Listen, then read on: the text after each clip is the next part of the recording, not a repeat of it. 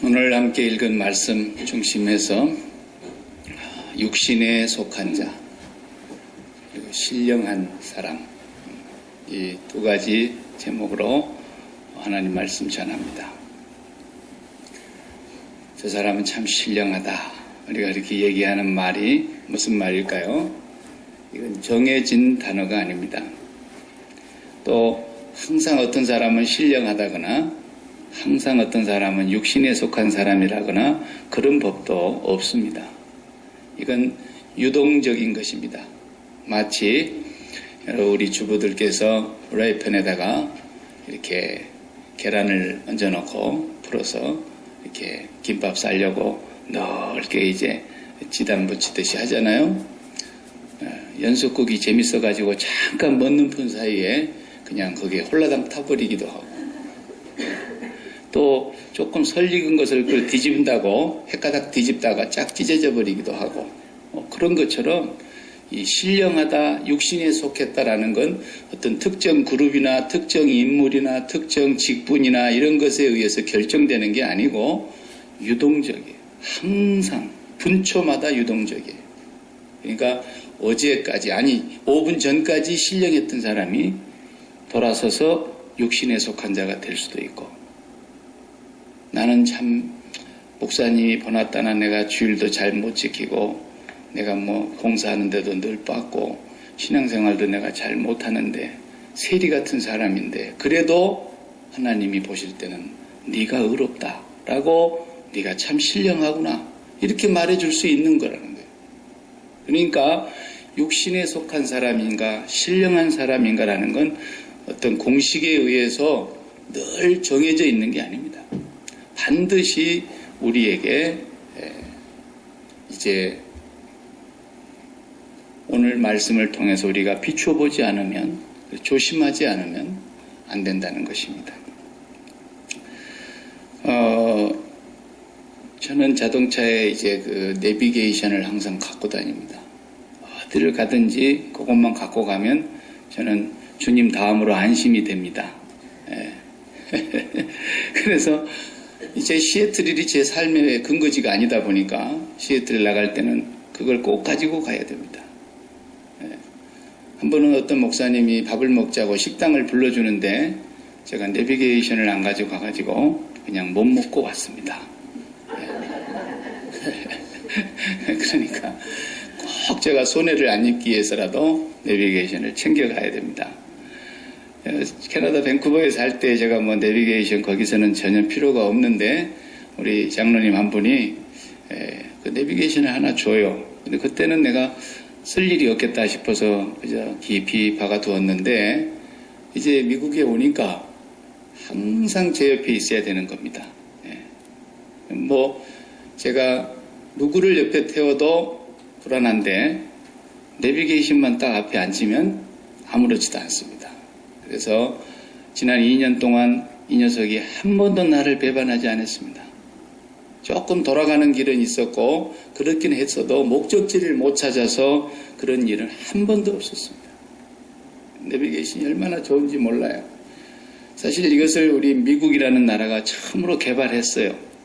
이건 군사용으로 쓰려고 개발한 것이고 세계의 모든 사람들이 이런 기계가 있는 줄을 몰랐어요. 이 지구상의 공중에 12,500마일 2만 킬로미터 상공위에다가 인공위성을 24개를 띄웠어요. 미국이. 그래서 궤도가 6개의 궤도로 도는데 한 궤도상에 4개씩 올린 거예요. 그래서 6개의 궤도에 4개씩 4, 6, 24. 이 24개의 위성이 12시간 만에 지구를 한 바퀴씩 도는 거예요. 각자가 다. 그러니 지구상에 피할 데가 어디가 있겠습니까? 이 군사 첩보 위성으로 이걸 쓰려고 만들었는데 그래도 이 고인이 되신 도널드 레이건 대통령께서 은혜를 베푼 거예요. 야, 이거 전 세계가 다 쓰게 해주자. 우리 1983년도에 대한항공 칼기가 파일럿의 조종 실수로 소련 땅을 침공했던, 뭐 일부러 간 건 아닌데 들어갔던 때가 있었어요. 그래서 이것이 혹시 스파이 노릇하려고 미친 척하고 들어갔다 나갔다는 거 아니냐 해가지고 격추시켜버렸던 그 일이 있었지 않습니까? 민간 항공기를 떨어뜨려버린 이 초유의 사건이 일어나고부터서 레이건 대통령께서 이 부분에 대해서 아주 큰 은혜와 배려를 전 세계에 베풀었다고 저는 생각합니다. 그래서 지금은 뭐 우리 스마트폰만 들고 있어도 우리가 어디 있는지 다 나타납니다. 그 사람이 지금 시애틀 가 있는지, 그 사람이 야키마 어느 곳에 있는지 다 자기의 위치가 노출되게 돼 있어요. 그만큼 지금이야 뭐 정확하지요. 제가 몇 년 전에 고국에 갔을 때 제 조카가 공항에 이제 저를 픽업하러 나왔는데 그 차가 체어맨이에요. 그런데 보니까 꽤 좋은 차더라고요. 그 내비게이션이 차에 달려있는데 보통 오지랖이 넓은 게 아니에요. 가는데 뭐 이렇게 범프 있는데도 다 얘기를 해줘요. 앞에 과속 방지턱 있습니다. 이거 없으면 그냥 덜커덩 해가지고 머리가 천장에 닿고 그러니까 별걸 다 알려주더라고요. 앞차와의 거리가 너무 가깝습니다. 조금 지나면 전방에 감시 카메라 있습니다. 앞차와의 거리까지 얘기를 해줘요. 와, 그 다음에 또 속도를 조금만 위반하면 벨이 울리면서 속도를 지금 오버했습니다. 그러니까 이게 뭐 혼자 갈 때는 심심치 않겠더라고요. 귀찮긴 하지만 그것도 뭐 애기 목소리로 자기 집 애기 목소리로 해주면 또 녹음을 해가지고 애기 목소리로 해갖고 아빠 천천히 가 이렇게 막 애기가 직접 얘기하는 것처럼 그런 기계도 있고 참 별게 다 있더라고요. 이 GPS 글로벌 포지셔닝 시스템 이 기계가 얼마나 지금 우리 생활 속에서 중요한 역할을 하는지 몰라요. 이것을 잘 활용하면 저는 영적인 어느 하나의 중요한 근본적인 원리가 여기 있다고 저는 보는 것입니다. 이 GPS는 옛날 같으면 낯설은 곳에 갈 때 가까운 데를 가도 뭐 그곳에 가서 창문 열어놓고 물어보면 되는 거예요. 김씨 아저씨 집이 어디냐고 이렇게 묻고 다녔지만 지금은 워낙 빠른 세상이니까 묻지 않아도 주소만 정확하게 입력하면은 정확하게 길을 안내해서 간단 말이에요. 낯설은 곳에 가도 전혀 걱정이 없어요. 심지어는 뭐 앞에 2, 3km를 가는데도 제가 시애틀 가면 2, 3km를 가도 물어봐서 갈 수도 있겠지만 그 주소를 정확하게 입력하면 아무리 낯선 길이라도 정확하게 안내를 해요. 이게 무슨 말이냐면 여러분이 인생을 행복하게 살 거냐 기왕이 한 번밖에 못 사는 거고 그러다 세월 지나면 헤어지고 다 늙고 떠나고 이렇게 되는 건데 한 번밖에 못 사는 인생을 다 행복하게 살고 싶을 거라고요. 누가 행복하게 안 살고 싶은 사람이 누가 있겠어요? 안 되는 거죠. 왜 안 되느냐? 신령하지 않아서 안 되는 거예요. 육신에 속한 사람으로 늘 살아가니까 안 되는 거예요. 그럼 이건 누구가 정해져 있는 거냐? 아니다라는 거예요. 예수 믿는 사람은 누구든지 신령한 사람, 성숙한 사람이 될 수 있고 행복한 삶을 살 수 있게 하나님이 약속을 보장하셨어요. 그게 뭐냐 하면 이 GPS를 따라가는 거예요. 24개의 위성이 지구를 12시간마다 한 바퀴씩 각자가 돌면서 24바퀴를 도는 모든 위성에서 각 나라의 위치를 정확하게 알려주고 그곳에 가서 단말기 GPS 내비게이션 하나만 차에 있으면 모든 것이 다 가능해지는 거예요. 그 내비게이션이 영적으로 보면 누구냐? 우리 안에 보내주신 성령님이세요. 성령님은 하나님의 깊은 것이라도 통달하시는 분이세요. 그래서 날마다 그 성령님을 통해서 우리가 인공위성에서 보내주는 전파의 속도보다도 빛의 속도보다도 더 빠르게 우리 안에 와 계시는 성령님을 통해서 하나님과 우리가 수신하고 송신하고 교통하는 거예요. 매일매일 그렇게 살아가는 사람을 성경은 신령한 사람, 뉴마티코스, 신령한 사람이다 그래요. 그리고 또 한 상류의 사람이 있는데 오늘 3장 1절에서 육신에 속한 자로다 그랬어요. 육신에 속한 자다. 사르키코스라 그래요. 이 사람은 어떤 사람이냐면 예수는 믿었어요. 그리스도 안에 들어온 사람이에요.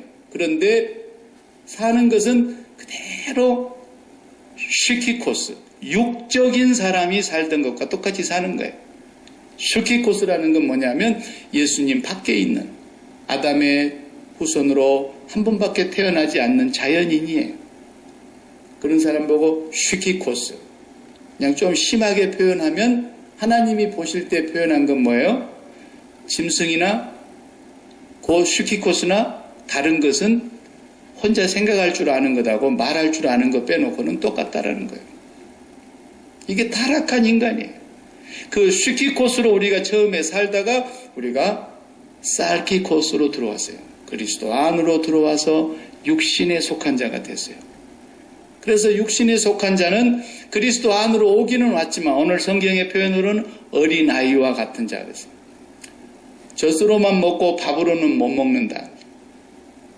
이 젖이라 그러고 밥이라고 표현되어 있는 이 단어가 무슨 말이냐면 그 고기를 말하는 거. 우리가 밥 그러니까 쌀로 만든 밥이라는 뜻으로 생각하기 쉬운데 고기라는 단어예요. 정확하게는. 그러니까 너희는 젖만 계속 먹어야지 고기는 못 먹겠구나. 이런 얘기예요.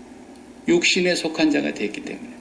그러니까 그리스도 안에 들어왔지만 항상 슈키코스, 육적인 존재로 그리스도 밖에서 멸망 아래서 죄 아래서 하나님의 진노를 받고 멸망에 처할 사람으로 살았던 그 삶의 원칙과 가치관과 그런 습관을 그대로 버리지 않고 살아간다라는 거예요. 이런 사람을 그리스도 안에서 육신에 속한 자다. 신령한 자가 됐다가도 5분 뒤에 육신에 속한 자가 돼버릴 수 있는 거예요. 어떨 때? 저 위에서 전파가 끊어져서 이 내비게이션이 전혀 전파를 못 받는 자리에 위치해 있게 되면 이 기계가 무용지물이 되는 거예요. 네. 결혼식 잔치에 초청을 받았는데 제 형님 되는 목사님이 가가지고 결혼식장을 간다고 갔는데 조금 그날서 늦게 출발했는데 가다가 또 길을 잃어가지고 내비게이션이 없었던 거예요. 그래서 계속 돌고 돌다가 그 예식장을 끝까지 못 찾은 거예요. 가니까 이미 다 끝나버린 거예요. 그래서 또 어느 식당으로 갔다냐고 물어물어 또 식당 찾아갔더니 식당도 끝난 거예요. 그리고 또 배 타고 나오는데 배를 놓친 거예요. 그래가지고 그냥 예식장 갔다가 열 몇 시간을 죽도록 고생만 하고 주인공도 못 보고 인사도 못하고 그러고 왔다는 얘기를 제가 들으면서 참 형님 고생했습니다. 우리 그런 일 있잖아요. 괜히 기분 좋게 예식장에 가다가 남편이 길 잃어갖고 막 계속 그 블럭 한 서너 바퀴 돌고 나면 대판 싸웁니다. 그리고 그냥 가까운 부부 사이도 그냥 험악하게 돼가지고 화기애애해갖고 출발했는데 화기애매해지고 아주 가족적인 분위기로 출발했는데 가축적으로 바뀌어가지고 막 훌륭한 이 말이 막 입에서 나오고 그러지 않아요? 다 뭐 때문이냐? 이 길을 잃었다라는 거예요. 길을 잃었다라는 거예요. 그래서 가장 가까운 사람일수록 그냥 손잡으면 다 할 수 있는 사람이 무촌이 왜요? 무촌이 부부 사이가 무촌 아닙니까? 가장 가까운 사람이라고 쉽게 덤비면 큰일 납니다. 큰일 납니다. 네. 한번 지금 해볼까요? 1분간 시간 드릴 테니까. 육신에 속한 사람과 신령한 사람은 어떻게 구분을 하느냐? 자기가 구분하는 원칙을 제가 말씀드릴게요. 내가 신령한 사람인가? 내가 육신에 지금 속해 있는 사람인가? 사도 바울은 어디 교회나 어느 곳에서 갔든지 이 고린도전서 우리가 읽질 않았지만 앞장에 2장 2절을 보면 내가 그리스도와 그의 십자가에 못 박힌 것 외에는 아무것도 알지 아니하기로 작정하였노라 그랬어요. 예수를 잘 믿는 사도가 그렇게 말하면은 아멘이에요. 틀림없는 거예요. 그분이 뭐 무식해갖고 그런 소리 한 게 아니에요. 그분은 요즘 말로 하면 공부를 할 만큼 하신 분이에요. 그런데도 내가 예수 그리스도와 그의 십자가에 못 박힌 것 외에는 아무것도 알지 아니하기로 작정했다. 그 이유가 뭡니까? 예수를 믿는다는 것은 바로 예수 그리스도에 뭘 믿는다는 거냐? 나의 죄를 대신하여 십자가에 죽으신 그 그리스도를 믿는다는 거예요. 그 그리스도를 믿는다는 말은 또한 그의 죽음이 나를 위한 죽음이었고 나를 슈키코스, 육적인 사람을 죽이기 위한 십자가의 죽으심이었다라는 것을 믿고, 그래서 그분의 죽음이 나의 죽음과 연합돼서 아이덴티파이 되는 거예요. 동일시 여기는 거예요. 구약시대는 소가 훨훨훨 타면서 죽어갈 때 저 소가 죽어가는 것과 저 재물이 불에 타는 모습을 보면서 그 재물과 나를 동일시 여겼다면은 예수 그리스도의 그 십자가의 죽음과 나를 동일시 여기고 내가 죽었음을 믿고 받아들이는 것이 믿음이에요. 그런데 육신에 속한 자와 신령한 사람의 차이가 뭐냐? 육신에 속한 자는 내가 예수를 믿으면 죽은 다음에 천국 간다. 이걸 믿는 거예요. 그리고 거기서 끝이에요. 예수 그리스도와 함께 나는 십자가에 못 박혔으니 이제 나는 예수님을 믿습니다. 죽은 다음에 이 땅에서 떠나서 천국에 갈 줄로 믿습니다. 이게 육신에 속한 자라고요. 신령한 자는 누구냐? 성숙한 사람, 밥을 먹는 사람 누구냐? 고기를 먹을 수 있는 사람은 누구냐? 거기에서 더 나아가서 모든 관계를 십자가로 해석하고 십자가로 생각하고 십자가로 말하고 십자가를 지고 행하는 태도를 말하는 거예요. 모든 상황에서 여러분이 정말 행복하기를 원하신다면 관계를 바르게 하셔야 돼요. 관계만 바르게 되면 평생에 행복하게 살 수 있어요. 나와 너와의 관계, 나와 그것들과의 관계가 둘로 나눠지잖아요. 나와 너와의 관계는 인간과의 관계를 말하는 거고, 나와 그것들과의 관계는 사업이나 물질이나 명예나 몸이나 건강이나 이런 걸 말하는 것일 거라고요. 그 모든 관계를 다 통틀어서 그 관계를 바르게 하는 것이 행복하게 사는 길인데, 육신에 속한 사람은 나는 예수를 믿습니다. 그리고 나는 죽으면 천국 갈 걸 확신합니다. 그리고 모든 관계를, 사람과의 관계든 사물과의 관계든 어떤 일터 사업과의 관계든 모든 관계를 옛날 슈키코스, 그리스도 밖에 있었을 때의 습관과 가치관과 판단 기준과 이런 것을 가지고 관계를 맺고 살아가는 거예요. 이 사람은 그리스도 안에서 육신에 속한 어린아이란 말이에요. 오늘도 어떤 사람을 만나기로 되어 있다. 그러면 하나님께 먼저 물어야 되지 않겠습니까? 하나님, 오늘 또 제가 왕을 만나게 되었습니다. 내일 아침이면 왕 앞에 섭니다. 왕은 어떤 사람입니까? 생명을 쥐락펴락하는 사람이죠. 최고의 권세자죠. 그 왕을 거스리고 평안할 수가 없죠. 근데 그 왕 앞에 설 사람이 하나님 앞에 기도합니다. 하나님, 나는 왕에 대해서 죽은 사람입니다. 왕에 대해서 죽은 사람이 왕이 무섭겠어요? 하나도 안 무섭죠. 오늘 제가 만날 그 왕은 어떤 사람입니까? 하나님 앞에 기도하니까 그 안에 와 계신 성령님께서 다 가르쳐 주시는 거예요. 그러니까 사도 바울이 아그리빠 왕이여, 내가 이렇게 묶여있는 이거 빼놓고는 왕도 나와 같기를 바랍니다. 요 말이 나오는 거예요. 하나님, 오늘 내가 만날 그 왕이 누굽니까? 불쌍한 사람이죠. 불쌍한 사람이죠.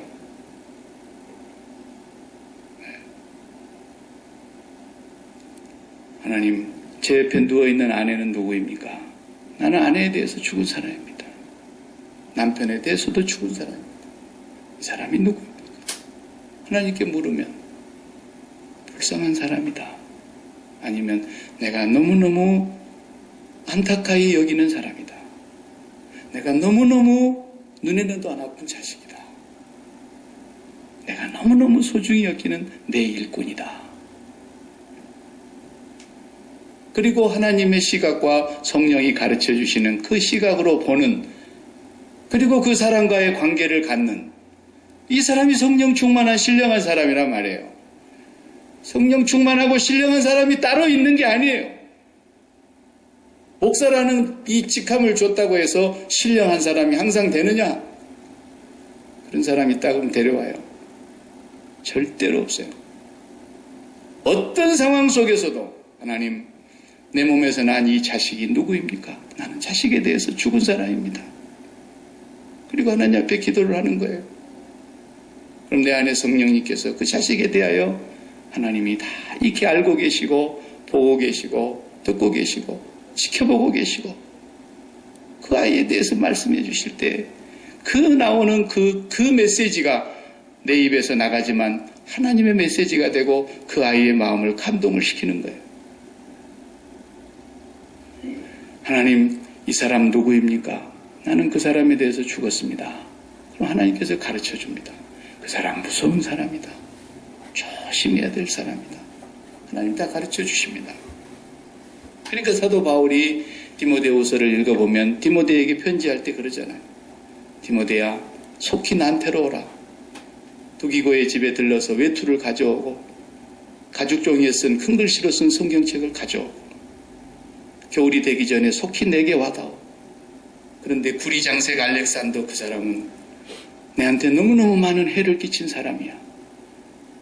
그러나 나는 그를 판단하지 아니한다. 주께서 그를 판단하시기를 원한다. 디모데야, 니도 그 사람을 조심해라. 이렇게 썼잖아요. 다 가르쳐 주는 거예요. 신령한 사람은 눈에 보이는 사건과 사물과 사람을 직접 놓고 판단하지 않습니다. 고린도전서 4장으로 넘어가 보면 고린도 교회는 바울이 개척을 했는데 유독 바울만 인정을 하지 않는 거예요. 너는 12사도가 아니지 않느냐. 그런데 왜 너는 네 스스로 자칭 사도라 그러느냐. 매 편지 첫머리마다 예수 그리스도스 둘로스 파울로스, 예수 그리스도의 종 바울은 맨날 그런단 말이에요. 사도로 보내심을 받았다고 계속 주장한단 말이에요. 네가 왜 사도냐? 사도는 12명밖에 없는데. 계속 판단하는 거예요. 고린도 교회의 관계가 깨졌어요. 그래서 바울이 고린도전서 4장에 그렇게 말합니다. 나는 아무 사람의 판단도 개의치 아니한다. 나는 나를 볼 때 내가 자책할 아무것도 깨닫지 못한다. 그러나 내가 그로 인하여 의롭다고 하는 말은 아니다. 마지막 때에 판단하실 일은 오직 주님뿐이시다. 그분이 오셔서 그날에 칭찬과 상급이 있을 것이다. 그때까지는 아무도 판단하지 마라. 그러잖아요. 판단할 일이 있으면 그것을 직접 판단하는 것이 아니라 예수 그리스도를 통해서 내가 그 사람에 대하여 죽고 그 사업장에 대하여 죽고 그 자식에 대하여 죽고 그 모든 관계가 이 땅에서 십자가로 끊어진 다음에야 우리의 마음이 하나님께로 연결이 되어서 내 안에 계신 성령님, 내비게이션에 같은 성령님께서 나를 통해서 하나님의 생각을 주실 때 그게 정확한 거예요. 그 사람은 내가 너무너무 불쌍히 여기는 사람이다. 기도해보면 하나님의 영은 우리 안에서 분명히 가르쳐 주세요.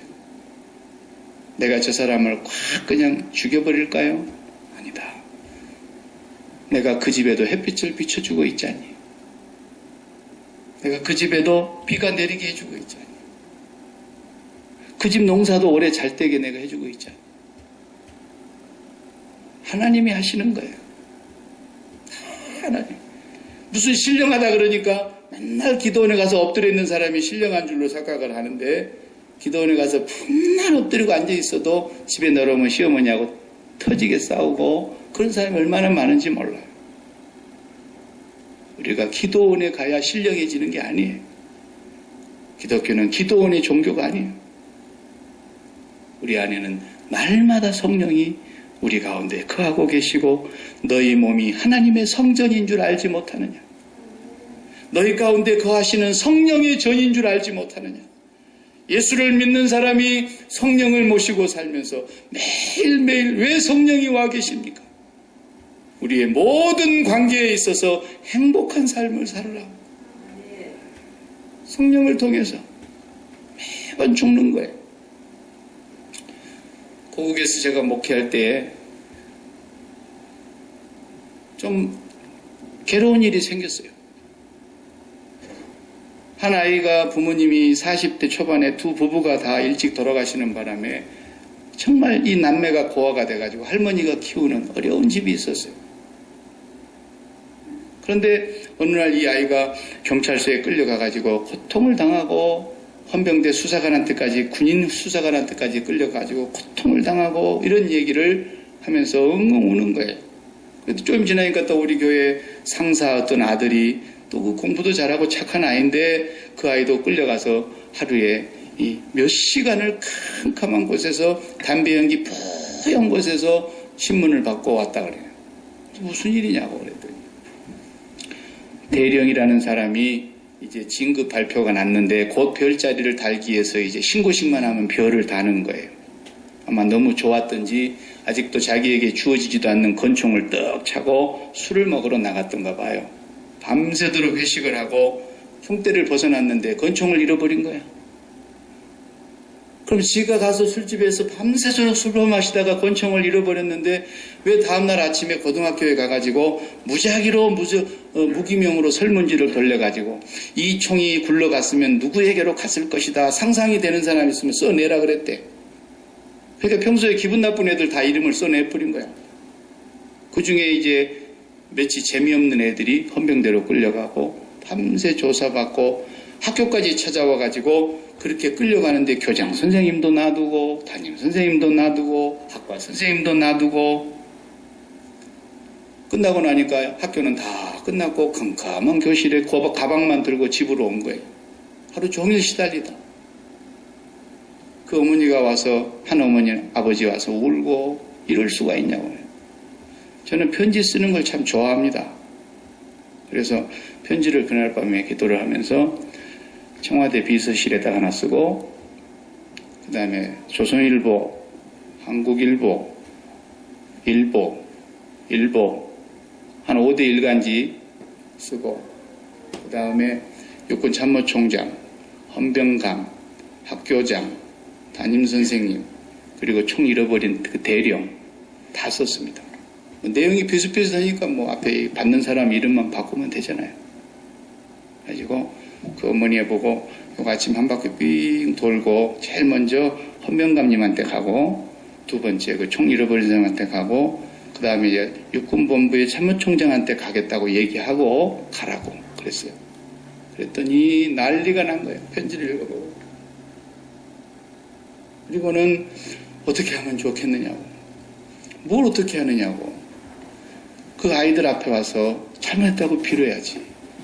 형은 네가 밤새도록 슬퍼 먹으면서 잃어버렸고 어떻게 네가 대한민국 장군이 되겠냐. 오늘부터 옷벗을 준비해야지. 그리고 잘못했다 그러니까 잘못했다고 했다 그래요. 그래서 그때 이제 협조하게 됐어? 그러니까 아니요 그래. 왜? 아주 뭐 머리를 그렇게 한번 쓰다듬더니 공부 열심히 해라 그러면서 갔다는 거예요. 그래? 다시 오라 그러지. 그리고 의자 놓고 딱 앉아있고 앞에 무릎을 꿇고 빌으라 그래라. 그렇게 안 하면 다시 시작한다. 그랬더니 와서 무릎을 꿇고 빌었대요. 네. 그 못된 사람들을 그렇게 혼내줘야 되는 거예요.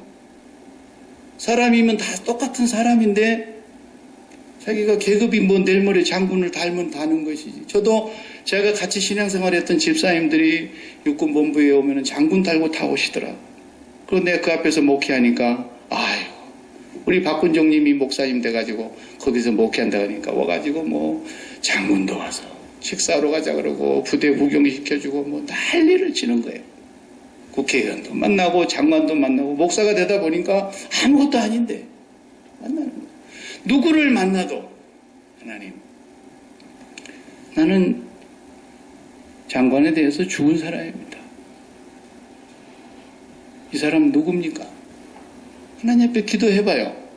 그 하나님께서 걔는 나를 모르는 불쌍한 사람이다. 예수가 없으면 장관이 무슨 소용이 있습니까? 예수가 없으면 대통령이 무슨 소용이 있습니까? 우리가 하나님과만 연결되면 모든 일의 문제가 끝나는 거예요.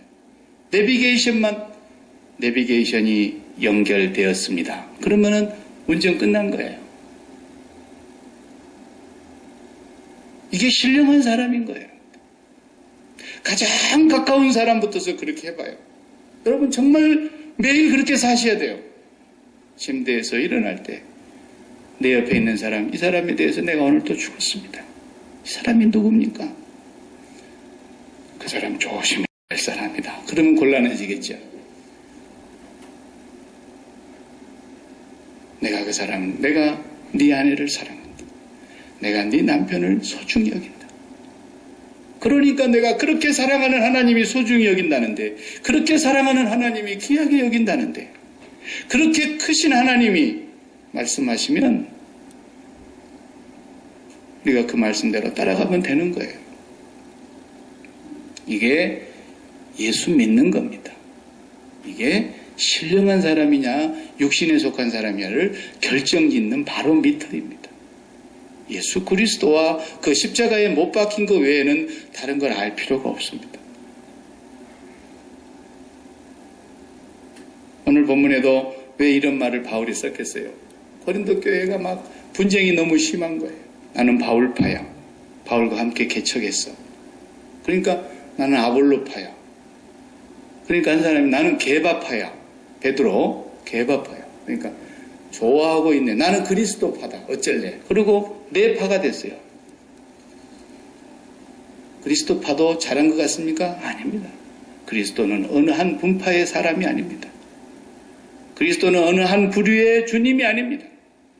온 세계를 창조하신 전능하신 하나님이십니다.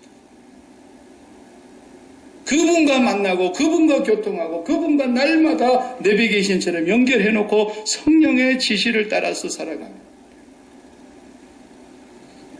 거북이 등껍질처럼 그렇게 갈라질 이유가 없습니다.